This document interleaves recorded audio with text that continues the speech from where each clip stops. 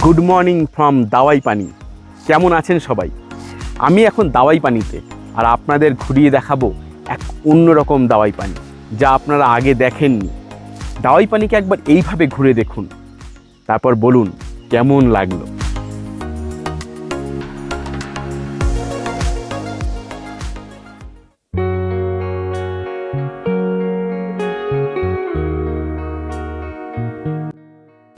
গত পর্বে আপনাদের বলেছিলাম দাওয়াইপানি গ্রামের খুঁটিনাটি সম্বন্ধে, ঘুরিয়ে দেখিয়েছিলাম দাওয়াইপানি গ্রামের আনাচে কানাচে। আজ বলবো এখানে কিভাবে আসবেন, কোথায় থাকবেন, কি করবেন, আর দেখাবো একটা অপূর্ব সুন্দর সানরাইজ। গত পর্বটি যারা দেখেননি তারা অবশ্যই একবার দেখে নিন, লিংক ডেসক্রিপশন বক্সে দেওয়া আছে। দাওয়াইপানিতে আমি এসেছিলাম দার্জিলিং থেকে। দার্জিলিং থেকে দাওয়াইপানির দূরত্ব 20 কিলোমিটার। দার্জিলিং স্ট্যান্ড থেকে গাড়ি ভাড়া পাওয়া যায়। ছোট গাড়িতে কম বেশি 1500 টাকার মতো খরচা হয়, বড় গাড়ি 2000 টাকা নেয়। দার্জিলিং থেকে দাওয়াইপানির শেয়ার গাড়িও পাওয়া যায়। শিলিগুড়ি থেকে দাওয়াইপানির দূরত্ব 75 কিলোমিটার। ছোট গাড়ি 3500 টাকা আর বড় গাড়ি 4000 টাকার মতো নেয়। আপনারা যদি শেয়ারে আসতে চান তাহলে শিলিগুড়ি স্টেশন থেকে দার্জিলিং যাওয়ার শেয়ার গাড়ি ধরে আপনাকে সোজা চলে আসতে হবে জোরবাংলো। জোরবাংলো থেকে দাওয়াইপানির শেয়ার গাড়ি পাওয়া যায়, তবে যতক্ষণ না ভর্তি হয় ততক্ষণ ছাড়তে চায় না। তাই জোরবাংলো থেকে আপনারা গাড়ি রিজার্ভও করে নিতে পারেন। 500 থেকে 1000 টাকার মতো খরচ হবে, একটু দরদাম করে নিতে হয়।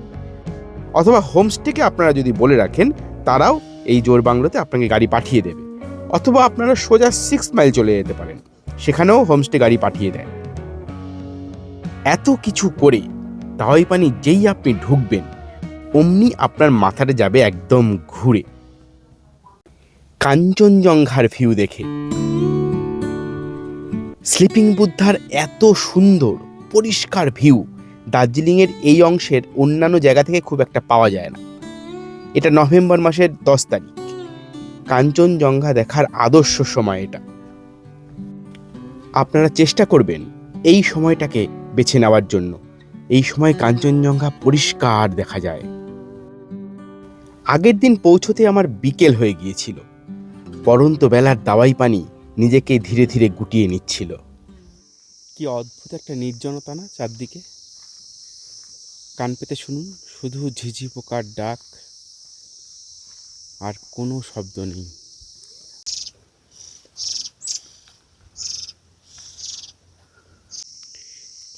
এই রাস্তা দিয়ে হাঁটতে থাকলে ঝিঝি পোকার ডাক, নিজের নিঃশ্বাস প্রশ্বাস, আর ডান দিকে চোখ ঘোরালেই এই কাঞ্চনজঙ্ঘার ছবি ছাড়া আর কোনো কিছুই মনে আসবে না আপনার। পাশের পেশকের পাহাড়ে মেঘের ছায়ার খেলা দেখতে দেখতে নেমে এলো সন্ধে। আমি আছি রেইনবো হোমস্টেতে। খাওয়া দাওয়া শুরু হলো বিকেলে স্ন্যাক্স দিয়ে। দেওয়া হয়েছিল চিকেন মোমো আর তার সঙ্গে পাহাড়ি ডালে লঙ্কার চাটনি। দারুণ স্বাদ হয়েছিল, কিন্তু অপূর্ব ছিল। খাওয়া দাওয়া সেরে এসে বসলাম ব্যালকনিতে। দেখতে লাগলাম রাতের ভিউ। পাহাড়ে দিনের থেকেও বোধহয় রাতগুলো বেশি সুন্দর হয়। জ্যোৎস্নার আলোয় ভেসে যাচ্ছিল কাঞ্চনজঙ্ঘা, পুরো মায়াবী লাগছিল। কিন্তু ডিনারে দেওয়া হয়েছিল চিকেন মিল। সুশীলাজির হাতের রান্না আমার বহু দিন মনে থাকবে। কি দারুণ স্বাদ, আর তেমনি ভালো এদের ব্যবহার।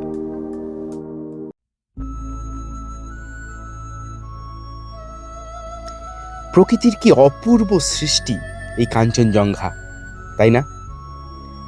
আমি মাঝে মাঝে ভাবি আমাদের অজান্তে কি অত্যাশ্চর্য এক সম্পদ আমরা পেয়ে গেছি হাতের নাগালে।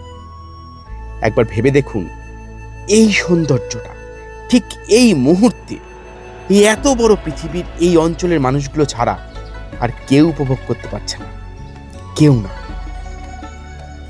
সানরাইজ আমি আগেও দেখেছি, বহুবার দেখেছি, কিন্তু আজকের এই সানরাইজের যেন কোনো তুলনা হয় না। জানি না ক্যামেরা দিয়ে কতটা আপনাদের বোঝাতে পারছি, কিন্তু খালি চোখে এই দৃশ্য আমার চিরদিন মনে থাকবে।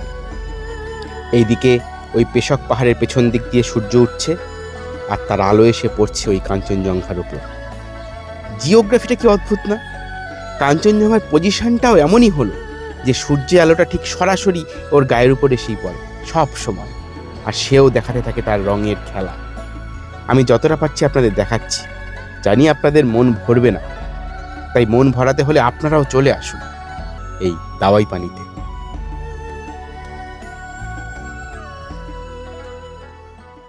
গুড মর্নিং ফ্রম দাওয়াই পানি। সকালবেলা কাঞ্চনজঙ্ঘার সমস্ত ফটোগ্রাফি শেষ করে আবার একটু বিছানায় এসে লেপের তলায় ঢুকে পড়লাম। ভালোই ঠান্ডা, 11 ডিগ্রি প্রায়। তো আপনাদের দেখাচ্ছি বিউটিটা, এবার দেখুন। এই হচ্ছে রেইনবো হোমস্টেতে আমি যে ঘরে আছি, সেই 1 নম্বর ঘরের জানলা থেকে ভিউ। শুয়ে শুয়ে দেখতে পারবেন কাঞ্চনজঙ্ঘা। আপনাদের এবার রেইনবো হোমস্টেটা একটু দেখিয়ে দিই। এই হচ্ছে দাওয়াইপানি রাস্তা। এই রাস্তা সোজা চলে গেছে, ওই যে কাঞ্চনজঙ্ঘা দেখা যাচ্ছে। আর এই হচ্ছে রেইনবো হোমস্টে, যেখানে আমি আছি। একদম রাস্তার ধারেই এই সিঁড়ি নেমে গেছে নিচের দিকে।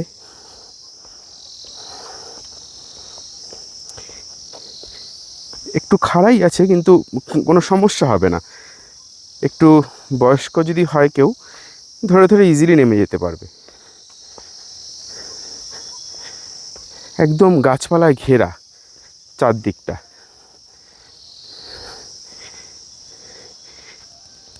হোমস্টের এই মাথা থেকেই দেখা যাচ্ছে কাঞ্চনজঙ্ঘা।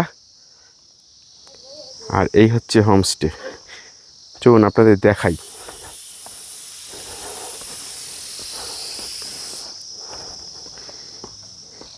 এটা হচ্ছে প্রথমেই ঢুকে হোমস্টেতে আপনাদের চোখে পড়বে কিচেন এরিয়া। এটা হচ্ছে dining area. Dining area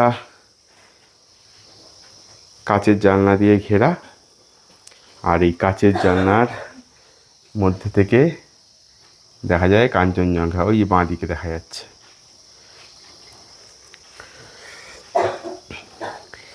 dining এরিয়ার পাশেই হচ্ছে কিচেন, এখানে রান্না চলছে। Good morning.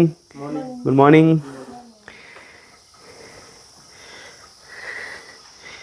এবার আপনাদের রুমগুলো দেখিয়ে দিই। এই হচ্ছে I love rainbow homestay emblem. আর এই হচ্ছে হোমস্টের রুম। তার সামনে এই হচ্ছে ব্যালকনি। ব্যালকনি থেকে ঝলমল করছে কাঞ্চনজঙ্ঘা, দেখুন। চারদিকটা পুরো গাছে ঢাকা একদম। এই দিকে হয় সানরাইজ, সকালে আপনাদের দেখিয়েছি, আর তার আলো পড়ে এই মহাশয়ের ওপরে। অপূর্ব। আর ঠিক এই 1 নম্বর রুমটায় আমি আছি। আর এখানে লিখে দিয়েছে দরজার বাইরে জুতো খুলে প্রবেশ করুন। দেখুন চাবির রিংটাও কত সুন্দর। চলুন দেখি রুমটা। এই হচ্ছে রুম।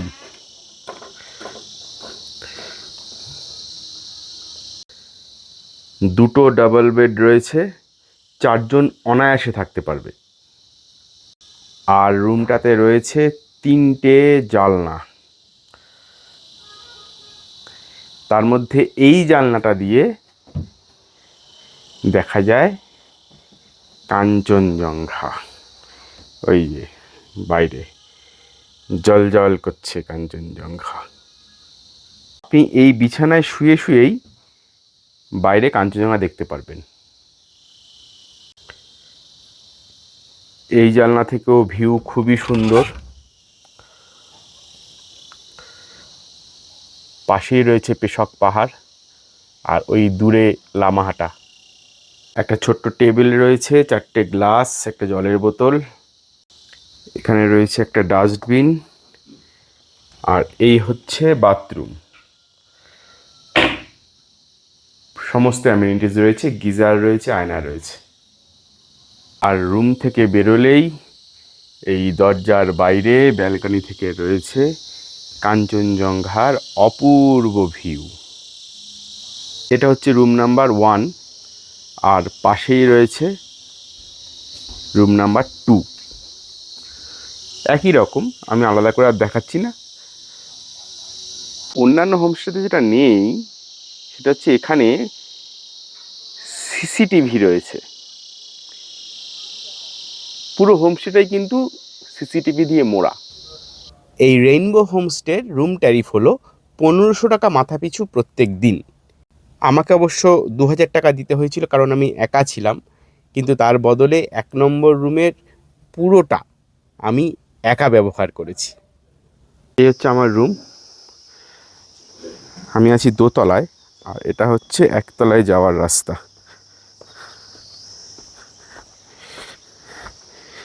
এখান থেকেও কাঞ্চনজঙ্ঘার ভিউ সেম।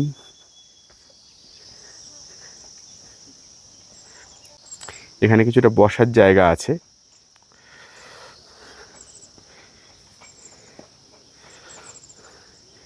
এখানেও 2টো রুম। এই একটা রুম, এখানেই জানলা থেকেও কাঞ্চনজঙ্ঘা স্পষ্ট দেখা যায়। ওই যে কাঞ্চনজঙ্ঘার রিফ্লেকশন দেখা যাচ্ছে, দেখুন, দারুণ লাগছে কিন্তু। আর এই আর একটা রুম, এই রুমের জানলা থেকেও কাঞ্চনজঙ্ঘা স্পষ্ট দেখা যায়। ওই যে দেখা যাচ্ছে, দেখুন, আমি একবার ভেতর থেকে আপনাদের দেখাই। এই হচ্ছে রুম, দেখুন। এখানেও 2টো বেড, যেখানে 4 জন অনায়াসে থাকতে পারবে। আর এই রুমের জানলা খুললেই ওই যে বাবাজি, দারুণ না? অপূর্ব অপূর্ব। ঘরগুলো কিন্তু বেশ সুন্দর, দারুণ। আর এই হচ্ছে বাথরুম, সমস্ত অ্যামিনিটিস রয়েছে, গিজারও রয়েছে। আর এই রুম থেকে বেরিয়ে এইরকম হচ্ছে ভিউ। এই কিচেন ডাইনিং রুমের পেছন থেকে একটা রাস্তা আছে, এটা দিয়ে চলে গেলে এখানে হোমস্টের যারা মেইন ওনার তারা থাকেন। এটা হচ্ছে ওনাদের থাকার জায়গা। আমি আর ওই দিকটা দেখাচ্ছি না। এখান থেকেও দেখুন, ইনি সব জায়গাতেই আছেন, এনার কথা বলছি। কিচেনে চলছে সকালের ব্রেকফাস্টের প্রস্তুতি। ভেতরে সুশীলাজি আর অমিতদা, ইনিই হলেন সুশীলাজি, নিজের হাতে আমার জন্য রুটি রান্না করছেন। আর পাশে অমিতদা বসে রাই শাক কাটছে। এটা হচ্ছে রাই শাক, এখানকার সবচেয়ে ফেভারিট শাক। আমারও খুব ফেভারিট। সবচেয়ে ফেভারিট শাক এটা। কলকাতা থেকে যারা আসে তারা এটা বেশিরভাগ খেতে পছন্দ করে। সকালের ব্রেকফাস্টে রয়েছে সেই হাতে বানানো রুটি, আলুর তরকারি আর ডিম সিদ্ধ। ব্রেকফাস্ট করে হাতে বানানো 1 কাপ গরম দার্জিলিং চা খেয়ে আমি একটু গ্রামটা ঘুরতে বেরোবো, দেখাবো আপনাদের।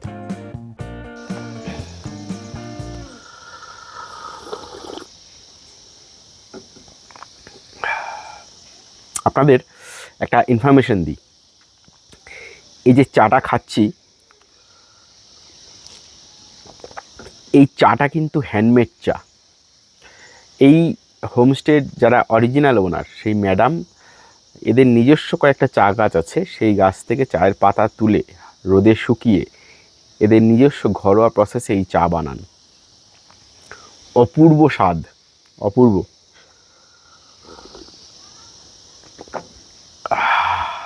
আর সামনে এরকম কাঞ্চনজঙ্ঘা, মানে পাগল হওয়ার অনেক কারণ আছে এখানে আসলে। কি ভালো লাগছে, কি ভালো লাগছে, দেখুন একবার বাবাজিকে।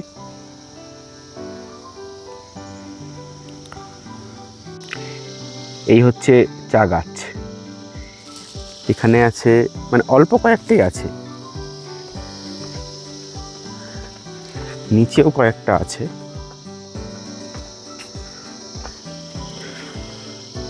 নিচে 2-1টা আছে আর কি, ছোট ছোট। ওই এইখানে আছে একটা চা গাছ, এইখানে কিছু চা গাছ আছে। আর এই হচ্ছে সেই হাতে তোলা চা শুকনো হচ্ছে।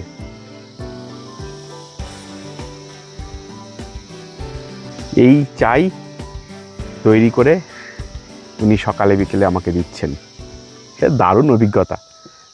দেখুন, পাহাড়কে আমি পাগলের মতন ভালোবাসি।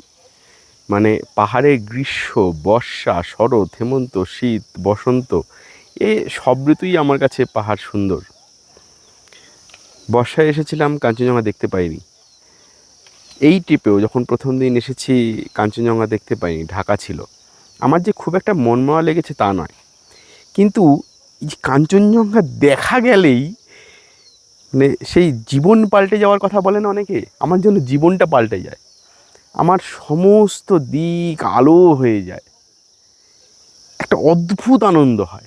আমি জানি না আপনাদের কাদের কাদের এরকম হয়, নিশ্চয়ই অনেকেরই হয়। আচ্ছা, যাদের যাদের হয় তারা একটু কমেন্ট করে জানান কাদের কাদের এরকম হয়। কাঞ্চনজঙ্ঘার এরকম ভিউ দেখলে পাগল না হয়ে কোন বাঙালি থাকতে পারে, তারা একটু আমাকে কমেন্ট করে জানান। আর যারা পাগল হয়ে ছটফট করতে থাকেন একবার কাঞ্চনজঙ্ঘার কাছে আসার জন্যে, তারাও জানান। কাঞ্চনজঙ্ঘার এই রূপ দেখে ছটফট না করে কোনো উপায় নেই। আমি এবার একটু গ্রামটা ঘুরতে বেরোই। দেখুন, এটা হচ্ছে দাওয়াইপানি ভিউ হোমস্টে। এই যে উনি আমাকে রিকোয়েস্ট করলেন ওনার হোমস্টের একটা ছবি তুলে দেওয়ার জন্যে। হোমস্টেটা কিন্তু দারুণ। এই সামনেটা পুরো ওপেন। আমার তো মনে হচ্ছে এই দাওয়াইপানির নিচের দিকে যতগুলো হোমস্টে আছে তার মধ্যে সব থেকে ভালো ভিউ এই দাওয়াইপানি ভিউ হোমস্টে থেকেই পাওয়া যাচ্ছে। অপূর্ব কিন্তু। সমুদ্রপৃষ্ঠ থেকে প্রায় 2050 মিটার উচ্চতায় অবস্থিত এই দাওয়াইপানি গ্রাম। রয়েছে প্রচুর ফুল গাছ, আর রয়েছে প্রচুর ছোট ছোট খেলনার মতন বাড়ি। দারুণ সুন্দর সাজানো এই দাওয়াইপানি গ্রাম। দাওয়াইপানিতে কিন্তু প্রচুর হোমস্টে রয়েছে, মানে থাকার জায়গার কোনো অভাব নেই। প্রচুর অপশান, প্রায় সমস্ত বাড়িতেই হোমস্টে রয়েছে। আমি বেশ কিছু হোমস্টের নাম্বার আর ডিটেলস আমার ডেসক্রিপশন বক্সে দিয়ে দিচ্ছি, আপনারা দেখে নেবেন। আমি যে হোমস্টেটায় রয়েছি, রেইনবো হোমস্টে, সেটা কিন্তু দাওয়াইপানির একটু ওপরের দিকে। খুবই সুন্দর, অপূর্ব। এছাড়াও দাওয়াইপানিতে আরও অনেক হোমস্টে রয়েছে, সেই হোমস্টেগুলো খুবই সুন্দর। প্রত্যেকটা হোমস্টে থেকেই কাঞ্চনজঙ্ঘার অপূর্ব ভিউ পাওয়া যায়।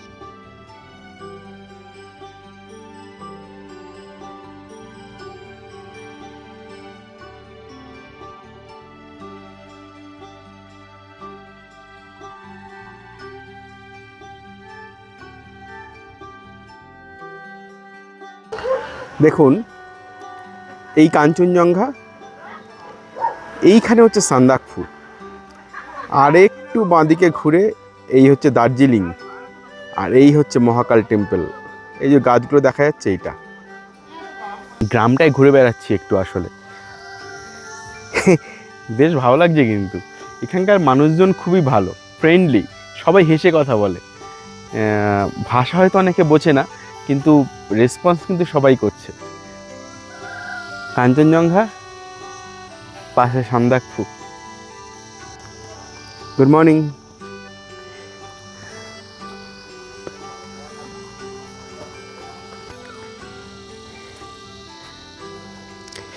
এটা একটা দোকান। গ্রামে কি হয়, পাহাড়ি গ্রামগুলোতে দোকানগুলো, অনেক দোকান আছে এরকম, সবসময় ওপেন থাকে না। ধরুন আপনার কিছু প্রয়োজন, আপনি এসে ডাকবেন, উনি দরজা খুলে আপনাকে আপনার প্রয়োজনীয় জিনিস দিয়ে আবার দোকান বন্ধ করে দেবেন। আসলে কয়েকটা মানুষ নিয়ে তো একটা গ্রাম, সবাই চেনা, আর সবসময় খরিদ্দার আসেও না। এই অঞ্চলের গ্রামের মানুষদের প্রধান জীবিকা হচ্ছে, আগে চাষবাস ছিল, এখন সেখান থেকে শিফট করে গিয়ে অনেকে ড্রাইভারি করছে। আর এই গ্রামের বেশ কিছু মানুষ আর্মিতে আছে, ইন্ডিয়ান আর্মিতে। এই এখানকার মানুষদের মোটামুটি জীবিকা। গ্রামের সব বাড়িতেই কিন্তু নিজস্ব ফার্মিং ব্যবস্থা আছে। এই হচ্ছে রাই শাক। এই ফলটা কি জিজ্ঞেস করলাম, এই ফলটা বললো টমেটো। কীরকম টমেটো আমি জানি না।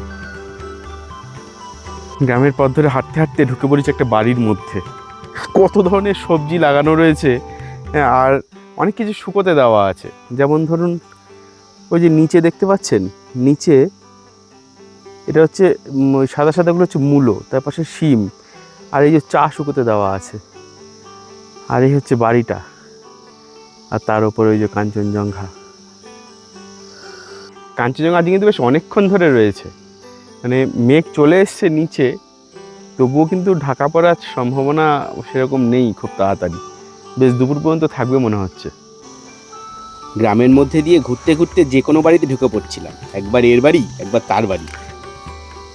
এই বাড়ির ভেতর ভেতর দিয়ে চলে এলাম আমাদের হোমস্টেতে। এ দেখুন, রেইনবো হোমস্টে।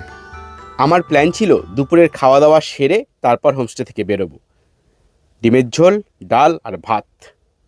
বেরোনোর সময় হোমস্টের ম্যানেজার অমিত দা আমাকে উত্তরীয় পরিয়ে অভিবাদন জানালেন। আমি বললাম খুব ভালো লেগেছে, আমি আবার আসব। তো এই হলো আমার দাওয়াই পানি বেড়ানোর গল্প। কেমন লাগলো আপনাদের এপিসোডটা কমেন্ট করে জানাবেন, আর ভালো লাগলে অবশ্যই একটা লাইক দেবেন আর চ্যানেলটাকে সাবস্ক্রাইব করে নেবেন। আসলে আপনারা পাশে থাকলে আমি এরকম আরও প্রচুর ভিডিও বানানোর উৎসাহ পাবো আর আপনাদের কাছে পৌঁছে দিতে পারবো। আজকে এত পর্যন্তই, দেখা হবে পরের পর্বে নতুন কোনো জায়গায়। ততদিন ভালো থাকুন আর ঘুরতে থাকুন প্রাণ ভরে।